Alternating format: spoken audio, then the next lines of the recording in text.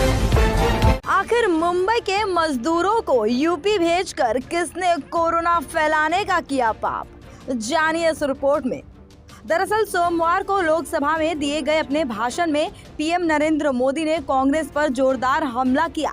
PM Modi ने कहा, corona काल में जिस वक्त देश एक होकर कोरोना से लड़ रहा था, उस वक्त महाराष्ट्र के कांग्रेसी नेता मुंबई के रेलवे स्टेशनों पे खड़े होकर मजदूरों को ट्रेन की टिकटें बांट रहे थे और गरीब मजदूरों का ख्याल रखने की जिम्मेदारियों से अपना पीछा छुड़ा रहे थे। कांग्रेसी नेताओं की इन हरकतों से महाराष्ट्र से कोरोना यूपी, बिहार और पंजाब तक फैल गया। यानी जहां कोरोना का संक्रमण कम था, वहां भी कांग्रेस ने कोरोना फैलाने का पाप किया। पीएम मोदी के इस हमले का महाराष्ट्र कांग्रेस प्रदेशाध्यक्ष नाना पटोले समेत कई नेताओं ने जवाब दिया है। नाना पटोले ने कहा, पीएम मोदी का बयान उनके पद और कद को शोभा नहीं देता है। मजदूरों को टिकट देकर भेजने का वो हम पर आरोप लगा रहे हैं।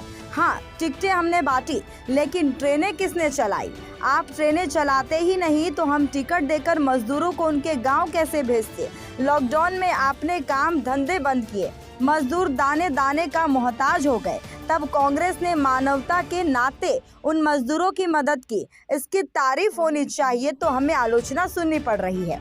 नाना पटोले ने आगे ये भी कहा कि भारत पाकिस्तान बंटवारे के वक्त जो हालात दिखाई दिए थे, वही हालात लॉकडाउन के वक्त दिखाई दे रहे थे। यातायात ठप था, मजदूरों के पास रोजगार नहीं था, खाना नहीं, पैसे नहीं, तब कांग्रेस ने उनका साथ दिया। दरअसल बीजेपी को आगामी 5 राज्यों के चुनावों में और 2024 के लोकसभा के चुनाव में हार साफ दिखाई दे रही है, इसलिए बीजेपी पुराने हथकंडे अपना रही है। 2014 में भी बीजेपी कांग्रेस को कोस कर सत्ता में आई थी, 2019 में भी यही दोहराया गया था और अब 2024 में भी बीजेपी यही करने जा रही है। लेकिन जनता इस बार उनकी बातों में आने वाली नहीं है। तो इस तरह के कुछ जुबानी जंग कांग्रेस, शिवसेना और बीजेपी के बीच लगातार चल रही है।